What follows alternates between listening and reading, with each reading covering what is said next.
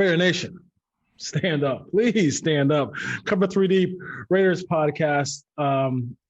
Whether it's cover 3 deep or cover 2 deep, it doesn't really matter because the Raiders can't play that defense anyway. It doesn't really. It's actually we play defense so the Raiders don't have to. No, exactly. We got to change up the model there as far as that goes. How was your Christmas? I'm here with Monster Mash Ken, Sean, Oahu Raider. We'll say is on assignment this week.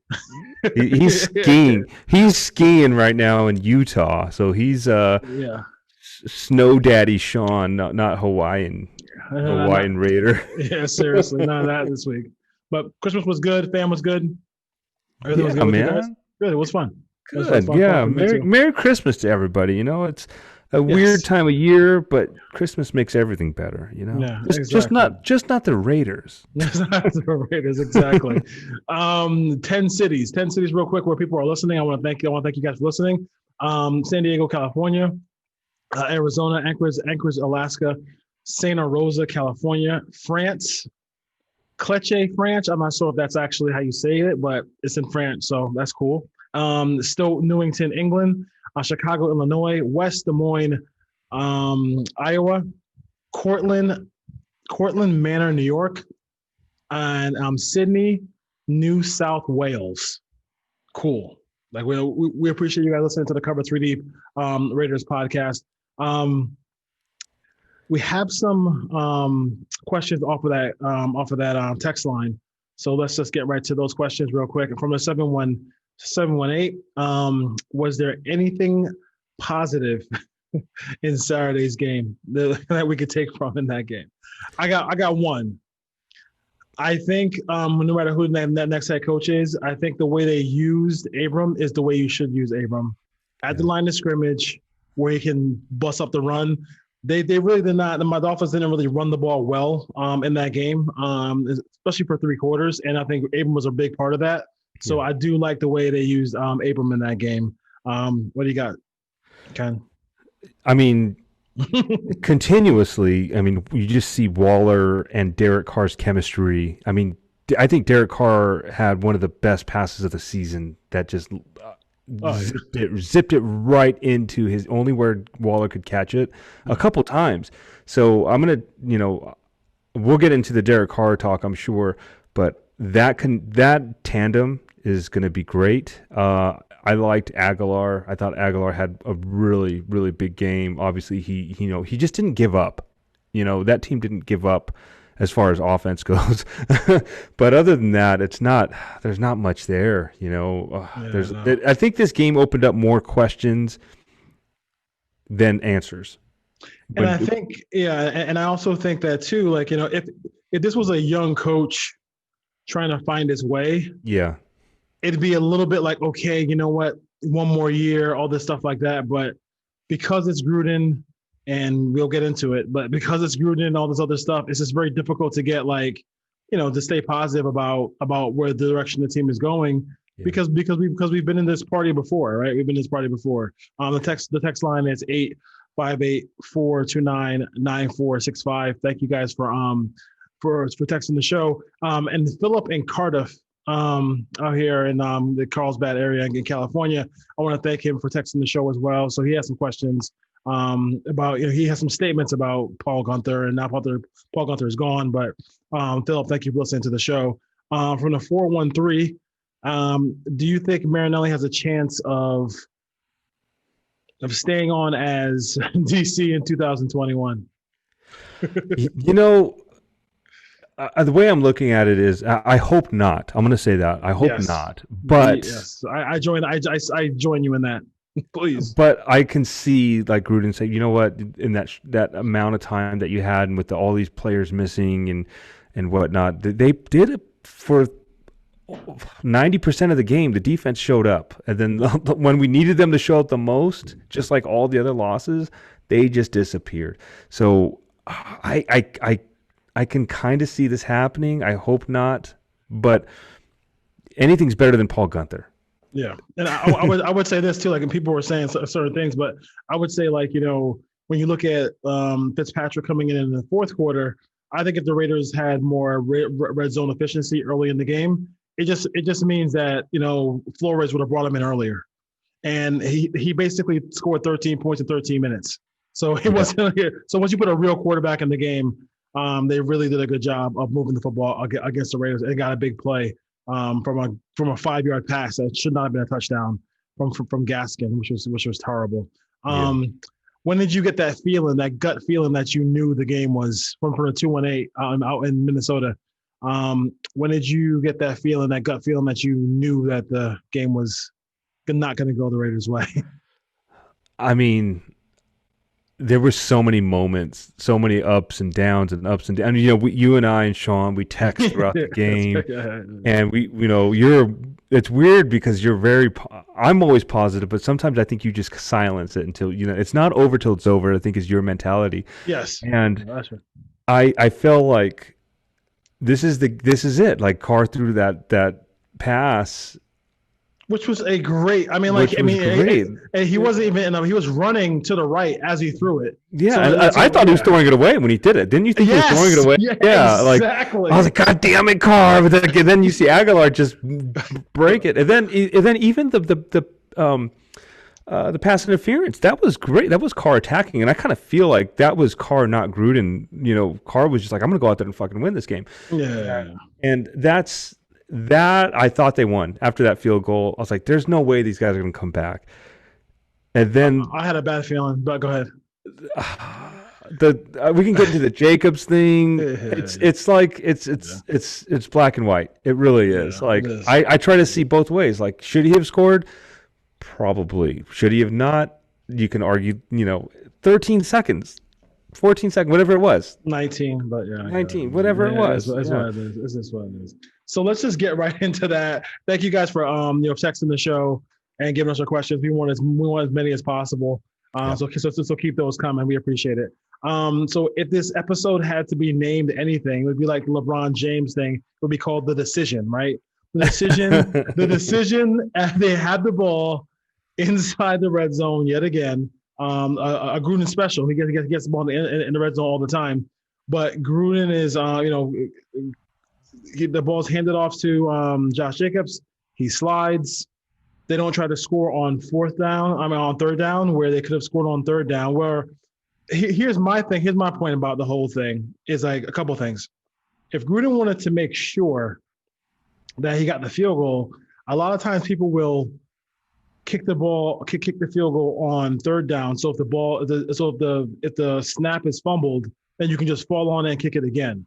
So if he was really like dead set on the field goal, maybe that's it. I'd have bought into it a little bit more if he did that. What you do in that situation, in my opinion, is you just score a touchdown on third down. If they're going to give it to you, give it to you. Let them give it to you. It's an untimed down for the 2-point conversion.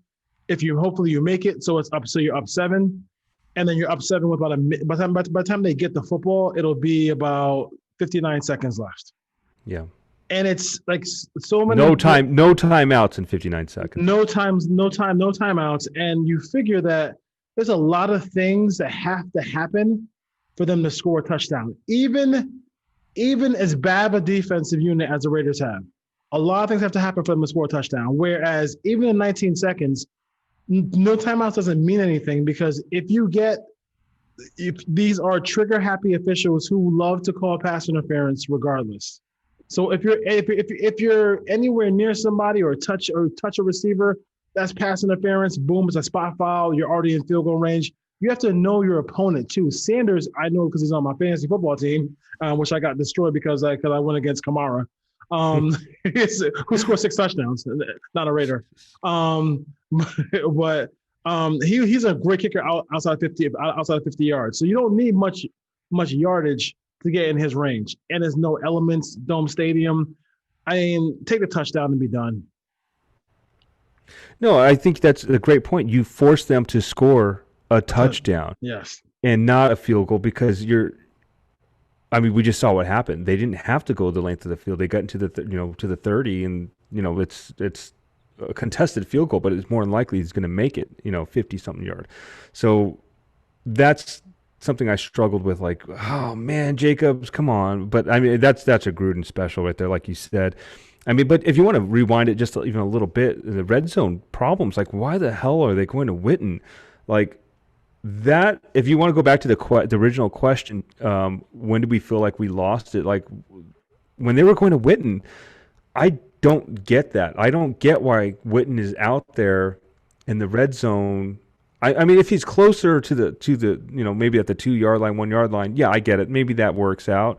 But when you have Foster Moreau and Waller's been out there just dominating, and you got Renfro, those are the three targets that you should focus on, and even Edwards as being a good bodied receiver that can jump up and get it. Well, I just didn't understand why they went to him twice or three times, whatever it was, in the red zone. That kind of killed it for me. So bad decision making is what done us in. And then obviously I think I counted, this is the fourth time the defense just needed to make one play to give us a win. Mm-hmm. One play to give us a win. Instead, they help in two ways. They help the offense with the key, Arden key penalty, and then just leaving that. I think Gesicki was open. I don't. Was it Gesicki that caught it? The tight end. I think on Hollins. It was some backup. Yeah, because they're so banged up at receiver. It was some backup tight end. So yeah, but they gave him every opportunity. It's like it's so. Just weird. Imagine to me, like how wide open he must have been.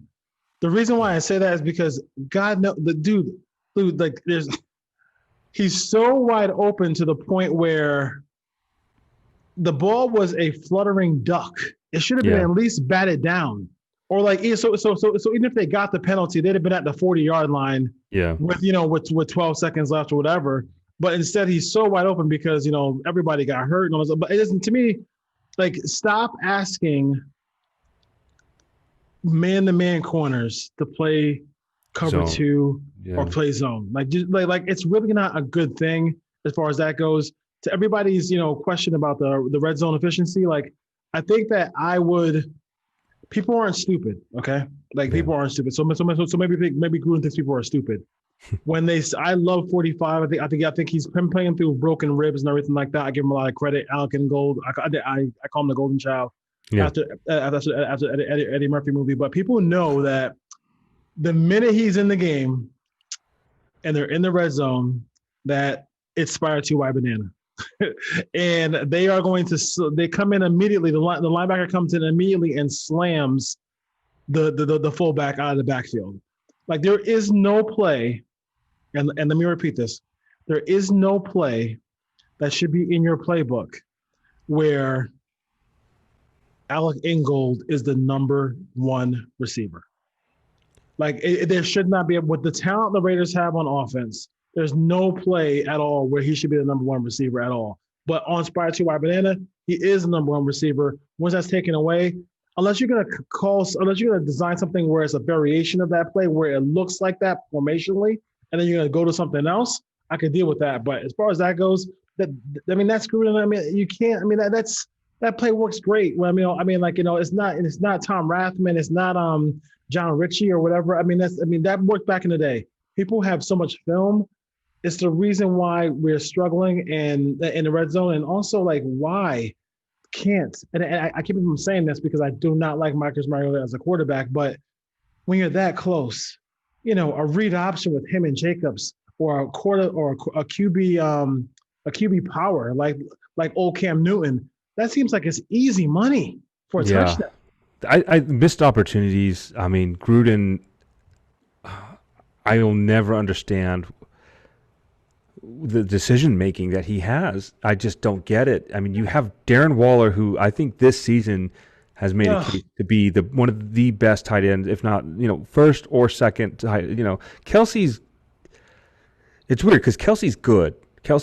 But I don't think he's as athletic and as fast and as dominant as Waller is. I think Waller plays more games than Kittle.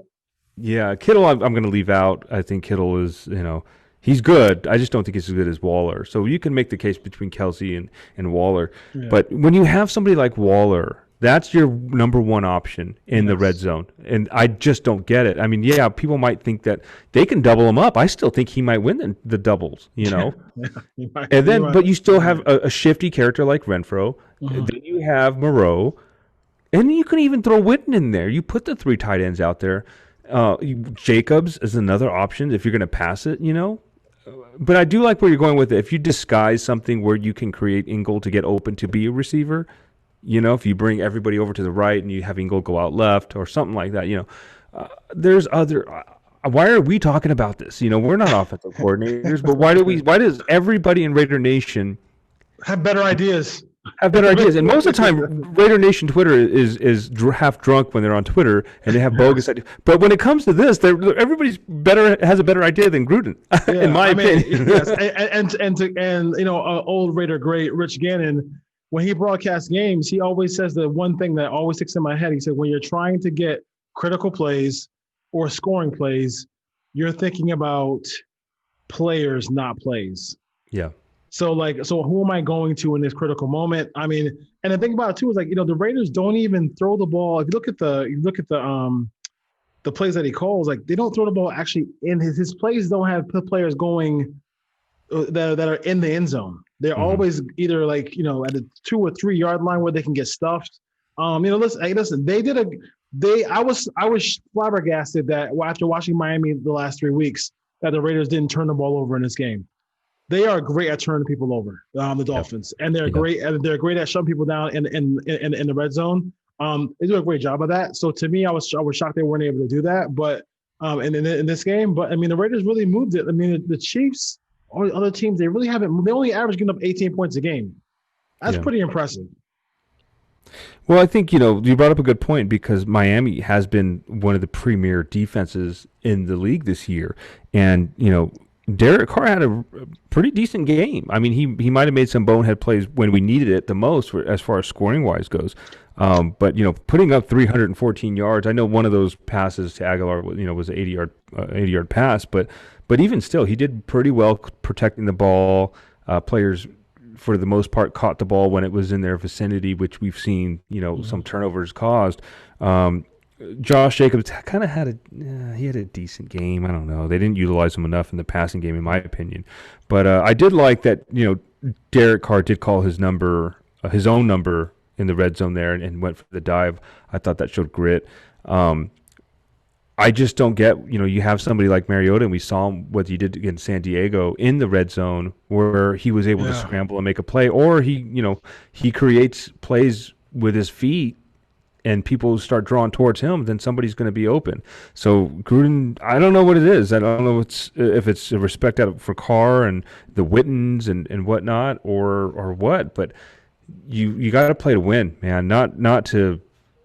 I don't know. I mean, just go back to Paul Gunther. Like, you're keeping Paul Gunther on because you like him. You're keeping Carr happy because, you know, you play to get points and to stop points, and it just didn't happen. It was very frustrating. This game was tough. I don't think we would have made the playoffs regardless, but still, we had a chance to go 9-7. You know, exactly the point. So, like, and help to stop a team from going to the playoffs, because I think that loss would have probably knocked Miami out as far as that goes. They needed it. Yeah. And this week, going in the last game of the year to Denver, it's going to piss people off if he uses Mariota in packages and it's successful.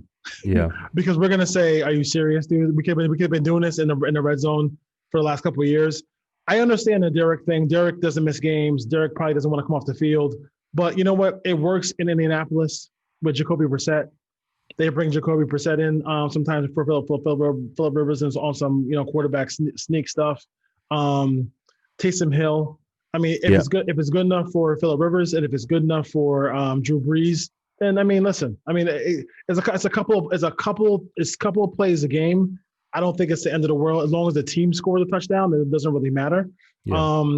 You know, but like, listen. I mean, Jacobs is like I said. I mean,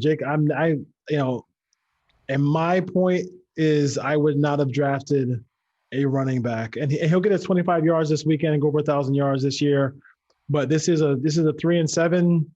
I mean, he was 3.7 yards a carry, 3.8 yards a carry this year. That's not good. You want to be at least over 4 or 4.2. and he's not had a big year behind, and he's not a guy who's gonna break huge runs. Like I thought he was going to do it this game. He came close a couple times, but I think he looks for contact, rather than be that's more elusive. yes, Yeah. yes. There's I would say the same thing. I do believe that at times when he's in the open field, he's looking to lay somebody out instead of just kind of running by him. So Yeah. I mean, we'll see what happens as far as that goes. But the lack of creativity is in the red zone is probably what really bothers people the most. You see teams who are down there and who they get down there and boom, oh, it's Tyreek Hill touchdown. Oh, boom, it's Kelsey touchdown. The ball's going there, but they still score. And I think that's the biggest issue that we have with Gruden. I don't want to throw out his entire playbook, but it's like some of these teams, and I was reading about some of these squads in the NFL. They actually have an assistant who all they do is come up with offensive plays in the red zone. And I don't know if Gruden has just such a ego. If it's like that De La Soul, that De La Soul song, ego trip. Like he just like he wants it his way, otherwise, or he doesn't want a touchdown. Because I mean, it just makes all sense in the world to have somebody, a younger guy, just a guy who's up and coming, because he was up and coming guy. Like, I mean, let's have somebody come in with some knowledge here, Ken, where he can just like say, hey, you know what, this is what I saw this couple plays in college. I think our personnel, we could run that play and it could work on Sundays. Well, here's the thing, and I don't think Gruden gets the entire blame for this, and I think it is a lot with the play calling, and I think with Derek Carr's character, he wants to listen to what Gruden tells him to do, and he's going to do what Gruden says. The problem is it's one option. Okay, there should be three options. If option one's not open, to be able to shift within a half a second to the next option. Obviously, option one's got to be Waller in the red zone, and I'm hoping that's the case. But if Carr doesn't see it open, he just throws it away in the red zone too, and that's just been the biggest problem with people, calling for him to be traded or cut or whatever it is, because he doesn't take those risks to turn over the ball or whatever it is. We've seen him run it in more, which is good. Obviously, he wasn't going to do it too much this game with his groin injury, but I agree. Maybe it's Jay Gruden they bring in to do some red zone. You're a red zone specialist. That's it. Figure it out. We have the weapons. They have the weapons. I'm not saying I want Jay Gruden. I'm just saying if Gruden wants to bring, we've seen his demeanor where he likes to bring in people that he's comfortable with. Yeah. And obviously Jay Gruden sent it home with a stripper, probably. But I feel like Carr has to take some blame on this too, because he's only going off of the play design of what Gruden tells him to do, and I'm assuming, I don't know what goes on behind in the locker room or the conversations. Everybody just assumes that Carr is a big giant pussy and doesn't want to, fight Gruden. Maybe he does. I don't know. And maybe Carr should be part of that red zone plan. Like, listen, I saw a play that Kansas City did, this boneheaded play where Mahomes did a little twirl and threw it. The ball got hiked to somebody else, and Mahomes went out for a pass. But I guarantee that Andy Reid didn't call that up. That was like, Mahomes, go ahead and do your own play. So I'd love to see Carr get involved in some of that more. I don't know if it is. Like I said, I'm just assuming that it's all Gruden calling these plays. But there has to be some accountability in the red zone. That was a problem last year. It got a little bit better this year, but to be fair, it got a lot better. Yeah, I mean, because they went from 19 points a game to 27. That's huge. That's huge. And it's even bigger when you look at the defense and how many the defense didn't do the offense any favors this year. Jesus. If you would have gotten the offense the ball back two more times a game, which they didn't, we would have won a lot more games. We would have had a lot more points, because I feel like the offense wasn't. I would say it was 30% of the problem for the season. I don't have a problem with the offense as much. The red zone was a big problem, obviously, but I thought that the offense came out and they were humming, and Aguilar was a huge signing. Waller was getting going. Yeah. Jacobs, I feel like, even though he's a Pro Bowler, I think he had an off season. Am I fair to say that? Like I feel like he was a Pro Bowler last year. and not win this year. It was weird. Oh, great point. It was kind of just a reverse. I thought he was outstanding last year. Yes. And this year we kind of came back to the pack as far as that goes. So I'm gonna wrap some of those things you said. One thing is, like, let's be real. Like, how many of us can really fight our boss? Like, you know what I'm saying? So like, you know, I mean, I know when people want to see, understand this, the era of Gruden yelling and screaming at a quarterback like Rich Gannon. Like, I know we have an affection for that, but like, it's over. Like, nobody does that. Like, maybe the only quarterback who could get away with, like, maybe, you know, kind of undressing his head coach in front of everybody would be, you know, the guy who has 44 touchdowns and 4 interceptions, Aaron Rodgers. But nobody else is really doing that. So I would say be careful with that part of it. I don't know. Like, to me, the conversation that I would have if I was Mark Davis, because Mark Davis is the only person who can actually save this situation in my mind, is I would sit Gruden down and say, the Chiefs are in our division. They are right now the best team in football. They're 14-1. Congrats, you beat them. You were that one. You were that one. So obviously, almost twice. And you should. And I thought, I mean, looking back, if they had won that game, I feel like, you know, that would have been the team that would have been the game that really turned them into a playoff team. But please explain to me why he can have Eric Bieniemy, he could have Matt Nagy, he could have Doug Peterson. All three of those guys are going to end up being head coaches, and he continuously has a young mind next to him to help him with the play calling, and you don't. Like, I mean, what would be the explanation Gruden would have for that? Like, you know what I mean? Like you have to be able to, like, the more, like just get somebody who you really. There has to be somebody in college or somebody who's a quarterback coach, somebody who's like really respected. Like, look at the guy at Alabama, head coach at Alabama. I can't remember forgetting his name on college football, but he hates this wide open style of football. But once teams started doing that, he went out and got the Lane Kiffins and the Steve Sarkisians to run his offense. Nick Saban, so we can keep up with the Clemsons and all these high flying offenses. Adapt to your enemies there. Yeah, adapt or die. And it's kind of funny that, like, you know, Gruden actually said that, but he won't adapt to it. So he won't. It's kind of frustrating for everybody in Rare Nation. You mentioned something about him, Jay Gruden, jokingly, and it's funny because, like, you know, when Marty Schottenheimer was in San Diego, when he wanted to hire his son as offensive coordinator, that was the straw that broke the back. They were like, "Oh no, like, you got to go. Like, we're not hiring your son as the offensive coordinator." So I could imagine 2 Grudens there, especially with his track record. But, you know, will he get forced in your mind at some point to just like get out of that circle? Like, get out of that circle of, like, hey, you know, you're my buddy from back in the day. You know, but, you know, get somebody who he's not familiar with to really help him to get this thing rolling. Maybe nobody wants to work with him. I mean, maybe that's a possibility because they know that. Maybe they, like, you know what, I don't want to work with that guy. I'm not going to have almost like an Al Davis type, you know.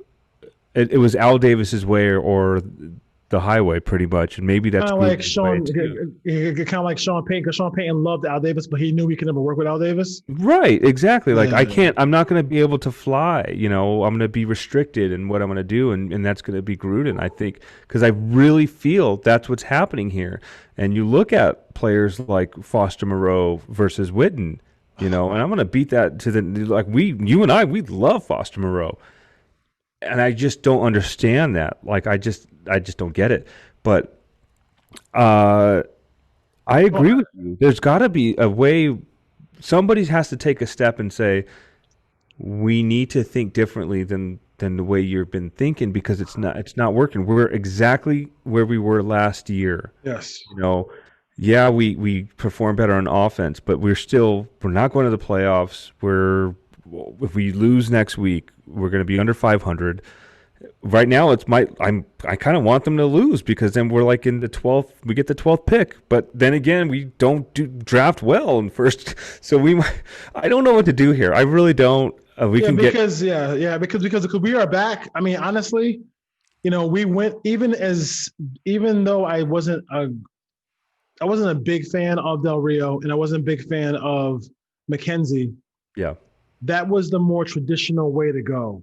Yeah. We went back. We went backwards as far as like organization where the way you run it, because now this is a situation where this is Al Davis all over again.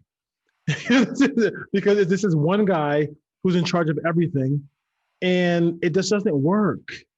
Great point. It's a great point. People love Belly. People love Belichick. And this was the year he was going to show the world, I don't need number 12. Who's going to the playoffs, number 12 or Belichick? There you go. I'm just saying. I'm just saying. I want to say a really unpopular opinion right now. I'm going to get roasted if whoever listens to our show. Maybe Antonio Brown was right, and maybe he knew. He had a comment where he said they wanted a chicken dinner or something like that. Something about they wanted a piece of the chicken or something like that, and that's why he left, because he saw what Gruden was planning for him. And you look at what they're doing at Ruggs or whatever, maybe he was right, and he said this isn't going to work. I got to get out of here. I don't like to a certain extent. I see where you're going. I don't think that's necessarily the case, because I feel like when I see a guy like Carr with a veteran, it clicks pretty quickly. Like you look at a guy like Tyrell Williams, his first 6 games, he had 6 touchdowns before he got hurt. Look what Aguilar is doing. Like, and Vic Tafer, who covers the Raiders for years, talked on and on about, hey, watch Nelson Aguilar this year, and look what he's doing. I mean, if he has a big game this weekend, he could probably go over 1,000 yards. And I bet you that if you took the over under in Vegas about his catches and touchdowns, I mean, he's explosive. Like when he gets the football, he doesn't give up, man. I'm digging it. Yeah, it was one catch where he had, I think it was a curl route or something like that, where it was like 6 or 7 Dolphins trying to rip the ball out. He's still trying to fight for yards. I was like, just go down. But he held on to that ball like it was his baby, and they were trying to take it away, which you should do. And that's what I'm saying. Like, there's no quitting Aguilar. Yeah, he's dropped some pretty, questionable passes there, but at the same time, you look at that 80-yard touchdown, like he didn't give up, and he twisted people up, and he's been a very welcomed addition. And I'll be the first to raise my hand. I didn't think he was going to make the team. And now I'm mad that they signed him to a contract where it was one and done, where they could have signed him to a 1 year with a player with a team option for the second year. He's going to make some bank, man. I'll tell you what. And I hope he resigns. I really do. And I know there's whispers of Tyrell Williams possibly coming back. I would say that it would be they're going to redo Tyrell talked about him wanting to come back. He said in an interview want to come back. Yeah. But it has to be on. He knows it's going to be a reduced money. He knows it. He has to, and it's got to be for the benefit of the team. Yeah. And that's going to have to go, and we're going to go right back to Gruden. Got to get these wide receivers involved. Do they need Tyrell Williams? Probably not. But then again, I'd bring him back though. I would too. But then you look at the right price. We look at our boy Edwards. We look at what happened with Ruggs. And then Renfro. And then Waller. You have these receivers, man. You have the offense is good. Can it be better with Tyrell Williams? Absolutely. But it's going to be up to Gruden and Carr to get these wide receivers involved. Tight end Waller is not as tight. He's a hybrid. He's a hybrid wide receiver tight end, and he's our number one wide receiver. He's our number one tight end. That's it. He's just our number one playmaker, and it's something we haven't had in years. And I know Raider Nation loves Thurman Renfro, but he cannot lead next year. He cannot lead. He can lead in first downs from wide receiver position if you want, because short yards, whatever. But he cannot lead the Raiders receivers in receptions again. That cannot continue to happen for us to be a next level offense. Like, I mean, I love him a lot, and I was very impressed with his punt return this year. Yeah, he's pretty much short-handed. I've never seen him really fumble one at all, and he is this. It's almost like he's better at that than he is when he has the ball on a pass in the open field. When he gets some people run all those cars running at him, he just runs through the traffic and gets. He's very slippery, man. He's a and he had one slippery call dude. back. He had one call back this year too, Yeah. as well. So as far as that goes, how do you feel about the story with Mike Mayock and Jeff Heath coaching the DBs in this one? But you had a good point. Why couldn't they do it online? I guess you can't then. I think obviously I think that the DB coaches couldn't, like Jim O'Neill, whatever. He probably could not have done anything with Zoom because maybe live time or I don't know. Yeah. Maybe once you're in the COVID protocol, you have to just quarantine away from the team. Period. That has to be it. Because you could make any sense. It makes sense because even like the head coach for the Lions was out this week because of COVID. Yeah. And I was like, can he just call plays from like his house, like if he wanted to, like? I mean, I can call you right now on my iPhone, and it's going to be live. I just don't get it. Yeah, I don't get that either. So, but yeah, that was crazy to see Mayock, to read about this, and COVID has done a number for not just the Raiders, but the league, whole country, and then in the world. Yeah. And you find ways to adapt, but. I don't know, man. It's a weird. I mean, you look at the Des Bryant situation when he was going back against the Cowboys, and then, minutes, before the game, he tests positive, and then he takes his own test, and he's not positive. I don't know. There was a point, and you knew I was really sick. I thought I had COVID. I was 100% sure I had it. And I went to go get a test, and they said I didn't have it. I was like, well, I've never felt like this before in my entire life, and I've been, I've had the flu, I've had this. So I just don't know how accurate this is, and it's played a role in some of the decision-making that's gone on. And I don't care about other teams. I care about the Raiders. Like, it's hurt us. It's hurt us so bad. And obviously, we've been punished more than other teams. I think we're the only ones that have got a draft pick stripped from us, I think I'm right about that. But it's been a weird season, and it's sad that it's coming to an end, especially the way it's coming to an end. But then again, we get a breath of fresh air in the offseason. We get excited for the possibilities. It's like a really bad relationship that we're in. It's an abusive relationship. It really is abusive. Yeah, we get beat, but the love is so good. The hanky panky is so good. You just keep coming back for more and more, but you're going to get beat. And there's the Raider Twitter verse is toxic, but in all, we're Raider Nation. We love each other. We're going to stand. We're brothers and sisters. Brothers and sisters fight. So it sucks, man. It really does. The woulda, coulda, shouldas. The biggest things that bothered me this season, one, Paulie G, why did he get so long to perform? That hurt us a lot. I mean, I've told you, it's 4 games where they just needed one play to stop. The Witten, that really killed me. And then the other thing was, just the overall red zone. And then, I'm sorry, it was Ruggs, the Ruggs pick. Now, I said it before. I like Ruggs. I think he's a dynamic playmaker. I think he's just an amazing athlete, period. I just don't get why drafting him so early when there were more needs elsewhere.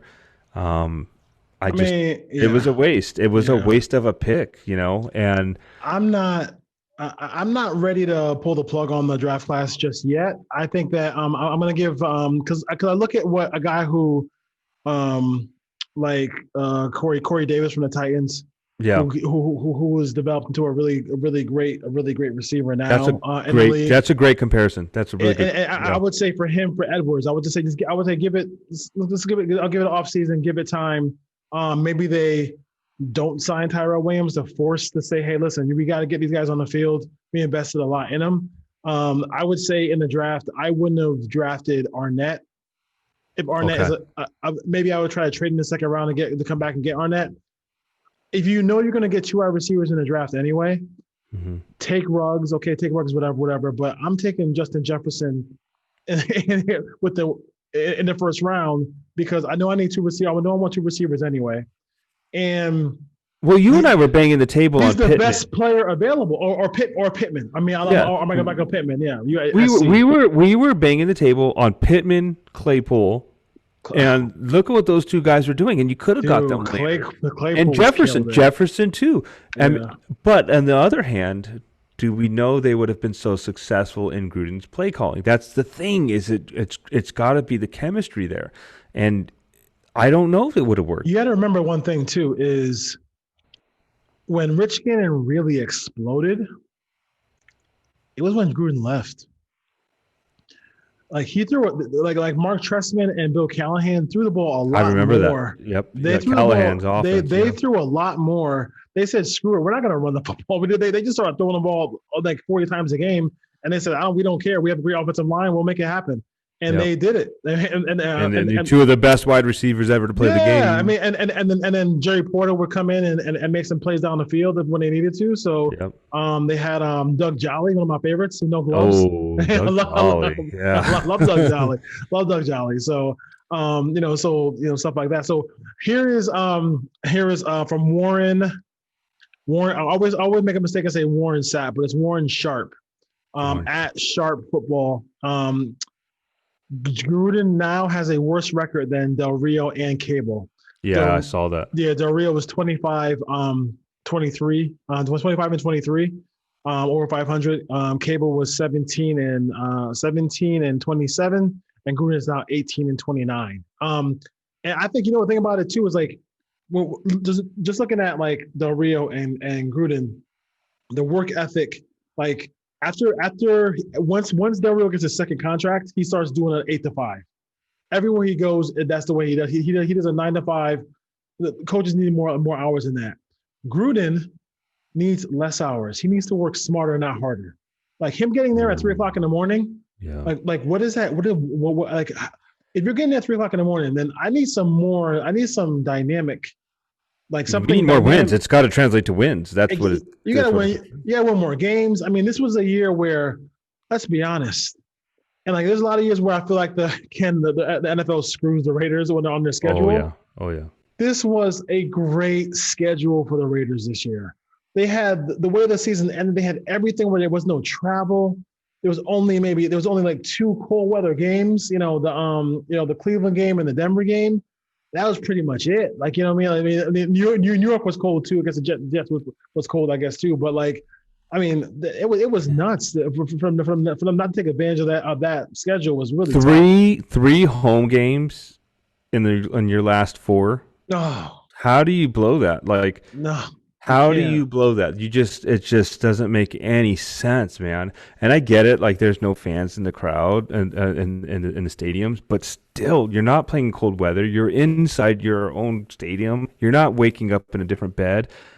You let John Gruden, Derek Carr, whoever you want to blame, the Raiders let the fans down this season, and it was open for them. Thank God they weren't a thing. And then here's my thing too. Like the reason why I think, like so basically, I can tell you this right now. Like there is absolutely, positively nothing this team could do in the offseason to get me excited for next season. The only 2 things they could do would be him to add somebody to over his shoulder to say help with red zone, help with some play calling, because I don't want to tear his offense down completely. I just want to get more dynamic in the scoring zone. And if I see Bum's son, it's at Bum's son being a head coach, being a defensive coordinator, because to me that would be him saying, I need the best guy, and I also need some guy I don't have a relationship with. Yeah. I don't want the linebacker coach who is Rob Marinelli's godson or whatever, or father-in-law, like our brother or son-in-law. I don't want favors. I don't want any guy like that. I don't want some. I mean, I think Raheem Morris did a great job with the Falcons this weekend. I mean, 17 points at Kansas City is great defense, no question about it. I think but I want the best of the best. If you're going into the stadium, he feels the pressure. Mark Davis didn't pay for this stadium. The taxpayers are about. He owes people money. He needs to fill that stadium and have a winning team. And it just has to happen because I think that's where he might put a little pressure on John to get things done. Yeah, I feel you on not getting excited, and they're gonna have to add two like top tier playmakers for me to get excited on defense. The Oh offense yeah, I'm okay with. The offense I'm okay with. If they kept the same players in piece, um, it's a playoff. It's a playoff offense. yeah, I have no problem with it. Yeah, And people that are calling for Derek Carr's not going anywhere this season, guys. Come on, just get that out of your yeah. head. You Stop know, it. yeah, Derek Carr had maybe I give him the Falcons loss. Maybe that's on Derek Carr. And I can't think of another game where I'm going to put that completely on Derek Carr, but I'm going to put the Falcons game. That was a whole team effort loss on the Falcons game, but Derek Carr got us those wins there, guys. And I'm not a Derek Carr stan. I'm a Raiders stan. So whoever's playing center, under center there, I'm going to cheer for them. So Derek Carr is the quarterback right now. He's going to be the quarterback next season. He had really good numbers this year. I feel like Derek Carr, Rodney Hudson, Darren Waller were the maybe Hunter Renfrow, Aguilar were the only players that really, really, really, really wanted to win every single game, and they Every single play. every single play. Yeah. They left it out there. I really feel like they were the ones to drive this team. I think Derek Carr, out of everybody, wanted it more than anybody. Yeah, and I think also I think the whole offensive line too. I think In the whole. 74 was great this year. Denzel Good was great this year. Colton Miller, I mentioned him.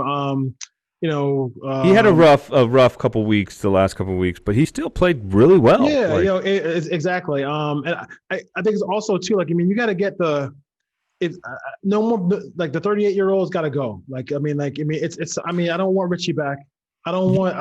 You said something. Back. Don't bring in friends. Also, don't bring in senior citizens. Yes. Don't bring in these guys. We need fresh young guys that are proven talents. Yeah. Littleton is looking pretty good this last game, where he looked natural and he felt more comfortable. And that might be a Marinelli thing, But stop bringing in senior citizens. If I see Richard Sherman on this team next year, I'm going to shoot myself in the face. Hold on. I would say one thing about it. The only way I would see, number one, I do like the fact that Richard Sherman knows how to catch the football. He gets a lot of interception for his career.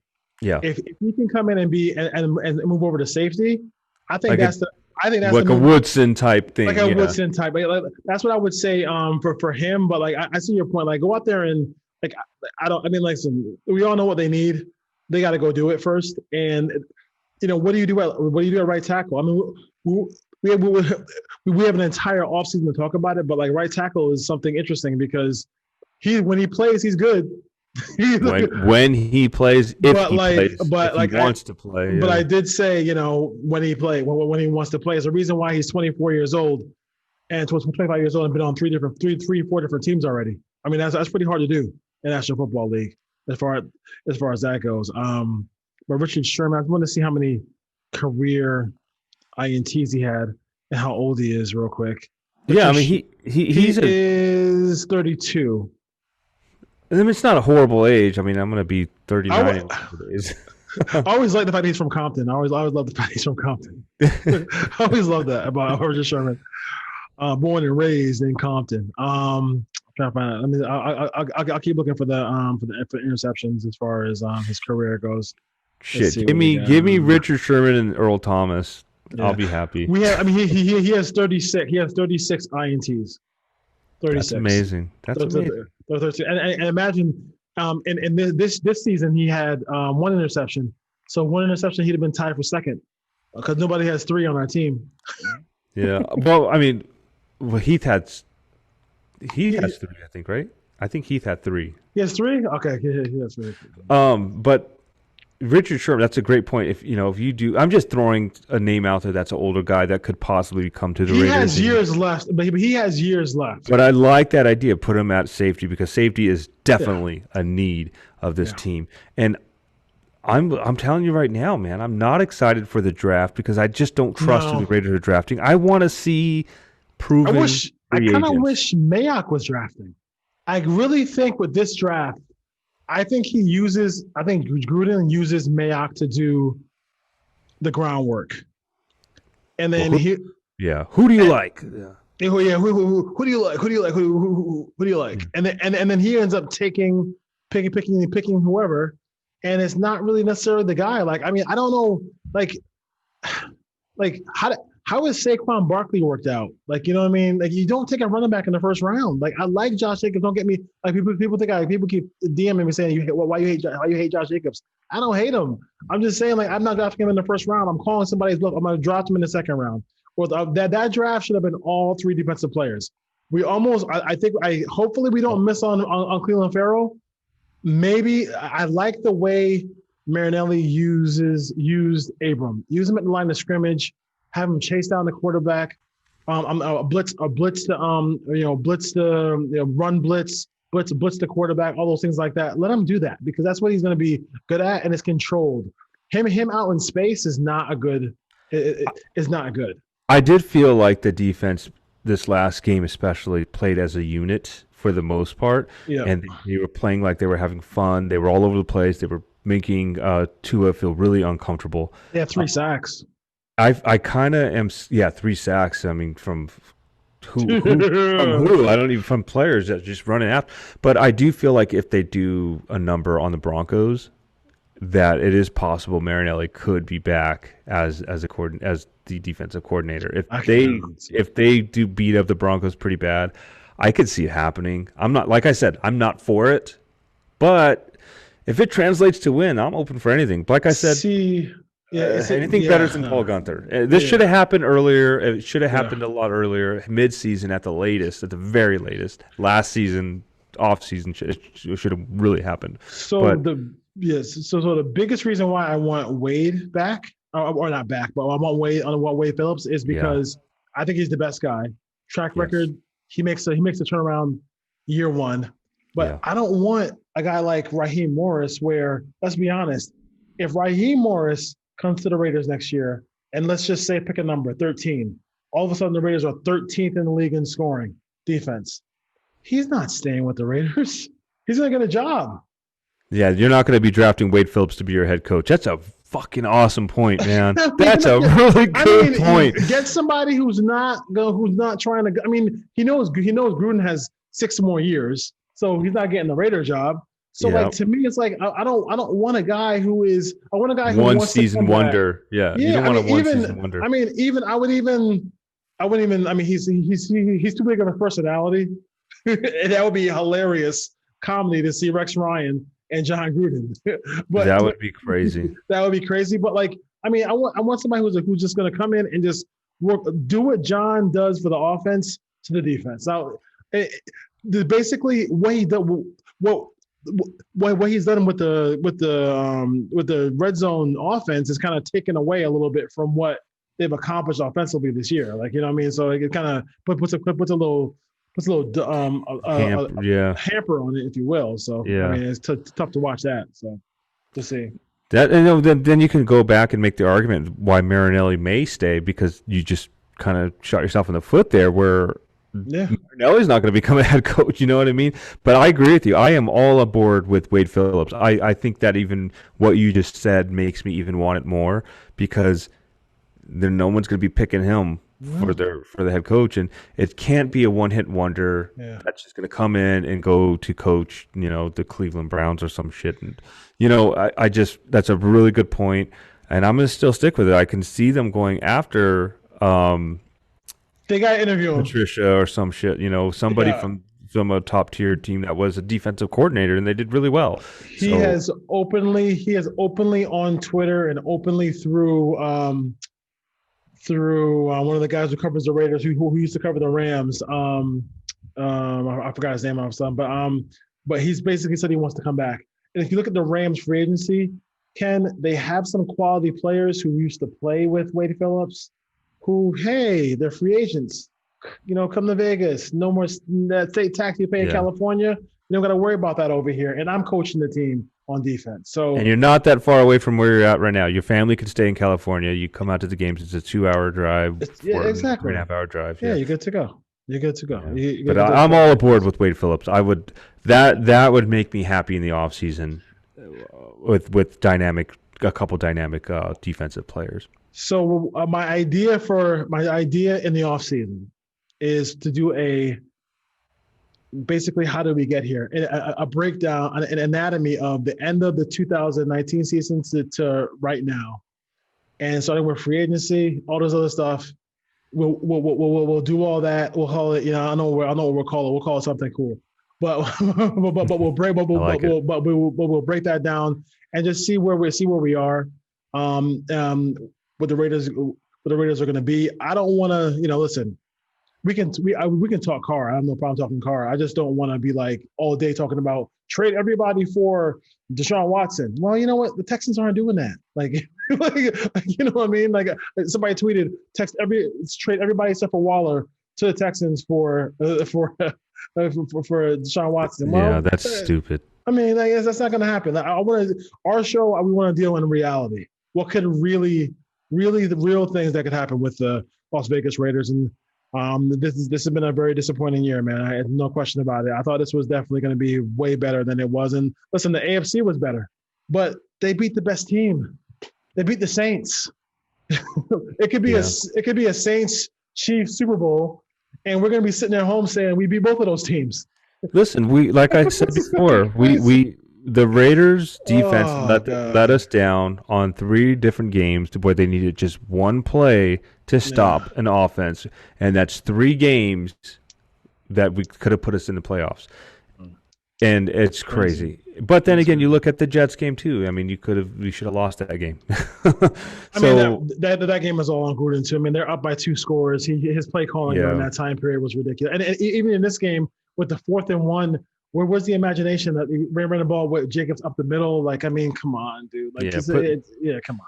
I'm gonna leave. I'm sure we're wrapping the show up here, and we are. I'm gonna echo one from Bourbon Raider here. Like, and I'm gonna second shout him out on Bourbon. This. That's my dog. Yeah. I'm just kind of over the Gruden thing, man. I just think it hasn't worked. He blew up the team, and it hasn't translated to anything but 7 wins. And that's I'm same thing as last year, and I just don't have any faith that they're going to beat the Broncos. I'm going to watch because I watch every Raider game all the way through, for the most part.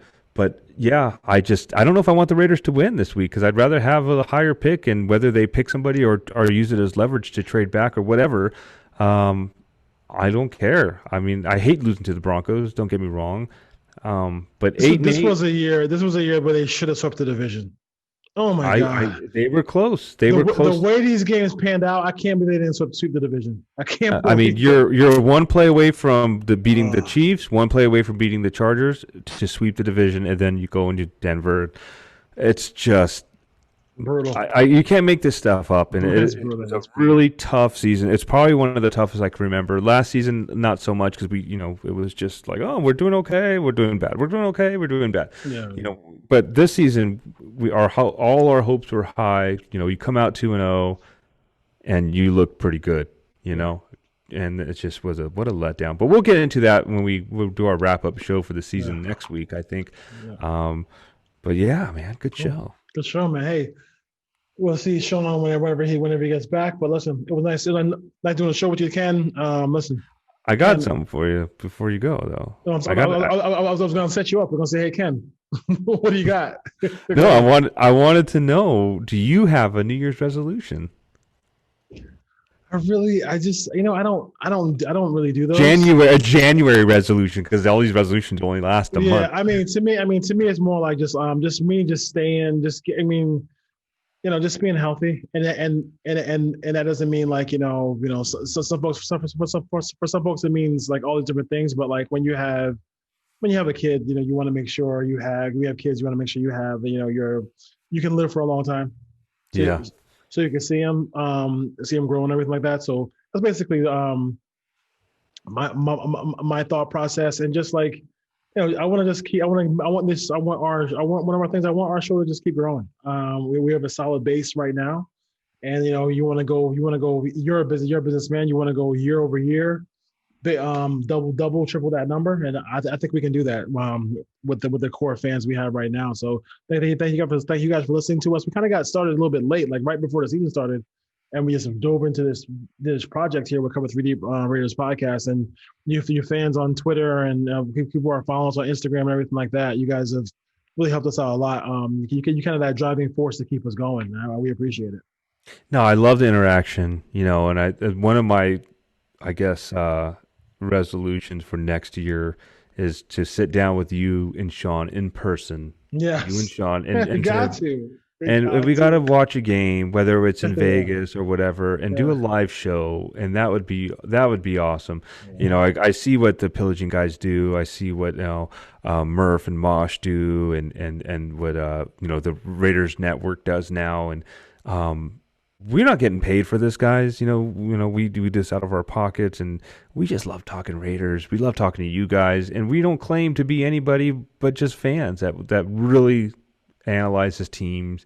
But anyway, I want to second what you said, and for everybody out there this year, I know 2020 has been a tough year, yes. But the Raider Nation, everybody that's listened, we've been through thick and thin for 20-something years now. You can handle anything. So make 2021 great. Do stuff great for people around you. Be nice to people. Wear your mask, whether you like it or not, just to get over this stupid pandemic. Do nice stuff for people. Do stuff good for your kids. Set your kids up. You know what? Start a savings account for your kids. That's something you should do. If you don't have a resolution and you have kids, start a savings account for your kid, man. Put $20 a week in it. I guarantee it's going to double its money. And when your kid turns 18, they're going to have something, whether they go to college, whether they want to buy a car, whether they want to buy a house, whatever it is, they're going to have money. That is one of my things I want to challenge every single person. Save money for your kids. Give them an opportunity to not have to worry about when they're done with high school. Can they go to college? Can they do this? That's my resolution. I've already been doing it. That was my last year resolution. Do a direct deposit with that too. Do it like $40-$50 out of your account, out of your paycheck every 2 weeks. Yep. It's the best thing you can do. The best way to do it. Best way to do it. No question about it. Anyway, one love, man. We got one more game to go, and a whole long 9 months of torture we're looking forward to. And I just want to wear my Raiders gear in January. Like, that's all I want. That's all I want to do, man. You can wear it. You just want to wear it proudly. And or have a game to watch that actually means something. So we'll see what happens as far as that goes. Hey, Ken, what are you going to leave us on? Yeah, man, just tune in, follow us on Facebook, Twitter, and Instagram. Leave us some notes, and shout out to Oahu Raider and his wife. They try to go out skiing in the snow. They got a little injury there, but he's good though. He's good. His wife got a little injury there, but hey, man, Happy New Year, Merry Christmas, and we'll catch you guys next year, right? All right, next year, man. Take care.